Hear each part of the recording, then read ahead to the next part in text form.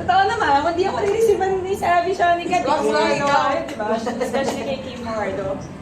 Idol.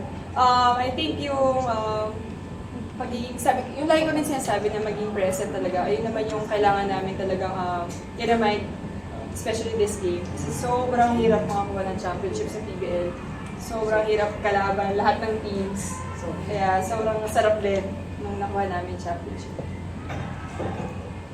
For coach, ikaw yung unang champion coach na dalawang team na yung napag-champion dito sa PBL.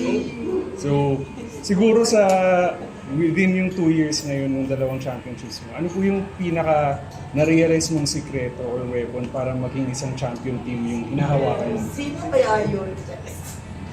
Siguro yung hindi pagtigil na, kasi lagi nang ituturo sa mga players yun yung huwag maging kampante sa naaabot na improvement or skill. Sa amin lalo nag-a-apply yun, sa akin lalo nag-a-apply yun na every conference gumagaling lahat ng teams. Every year nagkakaroon ng mga bagong lineups. Hindi pwedeng mag-settle. So, lagi talagang naghahabol for improvement. Saka yung pagbuhos araw-araw, knowing na kahit anong mangyari, at least nagawa namin yung part na. And for Kat, nung huli tayong nandito sa MOA Arena last year, medyo iba yung alaala nun. Ibang iyak yung dinailan nyo nung semifinals ng reinforced conference dito. Gano'n lang ka-satisfying ngayon na mapapalitan na yun ng panibagong alaala, championship? Actually, wala na talaga sa isip namin. Yung kasi ngayon nga, hindi kami pwede mag-dwell dun sa loss na yun, yung sa heartache na yun. So, motivation siya sa amin na kailangan pa namin improve kasi hindi naman namin pwedeng isisilang na sa isang side lang. May kasalanan din kami na part na yun. So, kailangan lang talaga namin i-improve yung sarili namin. Pero at the same time, masaya kasi parang yung maturity ng team talaga present ngayong game na to. So, yun talaga yung siguro naging key namin para makuha ito. And Vika, Coach Ramil, Coach Noel, and John Lasal, on and off the court. So, gaano ka-inspiring yun for you na nag-reunite kayo and nakita niya na siguro after all these years yung bunga na ng hard work? Actually, sabi ni Coach Ramil, sabi niya, baka naman iupo pa ako sa lower. I was like, Coach, ikaw pa ba? Pero, ayun nga, sabi niya, very proud siya na lahat ng players niya ng college na maglalaban ngayong highlights. So, gustong-gusto niya talaga manood. So, malaking bagay rin yun for us. And for Savi, long wait. Now you're a champion for the first time in the PBL.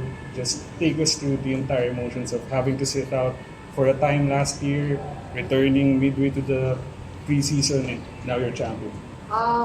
Like Kat said, it was definitely a process. Even for me, I know they've been part of PLDT for longer than I have, but I feel like as well we started from the bottom. Not from the bottom, but felt like, we couldn't catch a break, semis, quarters, whatever it was. But I think it just goes to show, I know I've said this after semis too, but it just makes it feel so much better when you had to fight for it. So I'm glad that, we were able to show up tonight and do what we had to do. Kat, parang masabi may sa'yo kasi personally parang medyo hindi tayo kinalad nung nasa college ka and then parang first championship na yata. Anong initial na pakiramdam mo tapos gaano nito inalis yung dating hinahanap? Siguro, siya, sa ngayon kasi hindi ko ma-explain kung ano yung nag-feel ko talaga. Parang, sobrang grateful lang talaga ako na naging part ako ng team na to na sila coach yung kasama ko, sa mga teammates ko. Sabi ko nga, sobrang proud na parang sila yung kasama ko na may suot itong t-shirt na to. So, yung journey kasi talaga hindi madali eh. Ang dami din talagang, yun nga, kasi lalo na sa babae, very emotional. So talagang, yung tiyagaan ng coaches sa amin, sa akin lalo, na parang, kailangan ikaw magsimula ng yung level up, ganyan. So, paano ko sisimulan na sobrang ingay ko nga. So parang ganun. So, yung tiyaga na nakikita ko sa training talaga, nadala talaga namin siya ngayon. So, sobrang grateful ako na, nakuha namin na sila yung kasama. Coach, sa'yo, gano'n ka fulfilling to? Kasi na-sweep niyo yung tournament, pero yung last 2 games mo, 5-6. So, gano'n kasarap yung gano'n. Gano'n ka rin hinanda nung laban ng against Creamline para sa ganitong situation? Siyempre, happy sa nakuha namin yung championship. Pero mas masaya yung na-overcome namin yung matagal na namin gustong ipa-overcome sa mga players. Yung mga ganitong tight games na kami yung nakakakuha sa dulo. Yun yung pinaka mas masarap doon. Kasi day in, day out, yun nga, sa mga na-experience namin before, yung hirap, saka yung mga heartbreaks, hindi sila tumigil eh. So, yung trabaho namin simula nung last year, imbis na maka-down sa amin, mas nakita ko sa kanila yung pag-push saka yung maturity. So, ngayon na nakuha namin, talagang masarap. So, sabi, yeah.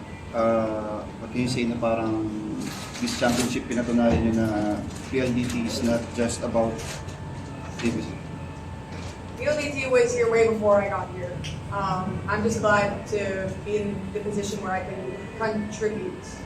I wasn't, added to the team to turn some switch or, and people ask me why, like all the time, why PLDT, but I can't say anything else, but I'm so glad, and it's either PLDT or nothing for me. So I'm just, I'm glad to find a family here. I'm glad to call these people, my support and, seek love and give love to them. I'm just glad it was with this group, like you said. I mean, I couldn't imagine this with any other group, any other teammates, coaches, supporting staff. I'm just happy to be a part of it. Kanina, tiyatawag yung fans sa medyo, ka ba? Nagulat ka lang todo. Kasi parang hindi ka nag-react eh. Hindi ko rin narinig actually. Pero hindi ko rin talaga in-expect. Ever since naman, I think mas importante talaga sa akin yung para sa team. Mas gusto kong makuha yung championship than any other individual. Gano'n rin pala ka-bittersweet yun kasi nakuha mo yung championship at the expense ng mga former teammates mo. Well, actually, sobrang saya lang. Wala akong masabi ngayon. Actually. Hindi ko alam yung right words to say. Sa alam ko lang, masaya kami lahat and deserve talaga namin itong panalo. Mika, bukod nga sa naging champion yung PLDT nga, this is actually PLDT's first podium finish and 8 different times, either 4th or 5th lang talaga. So, may tema talaga na sayang yung as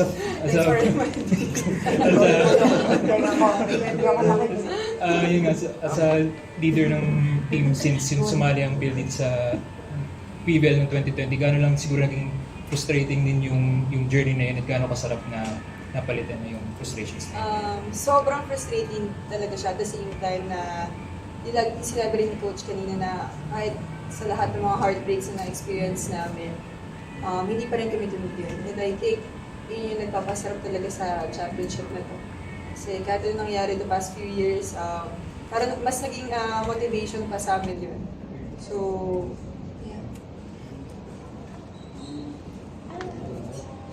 Thank you. Coach, yun nga, after this championship, invitationals na yung susunod. So, gaano kalaki yung help lang tong championship na to heading into another conference? Okay na kami. Diba? Rest po. Hindi ba yung pressure si Coach Dan? Papahinga tayo, Coach. Okay. Wala, naman part ng trabaho. So,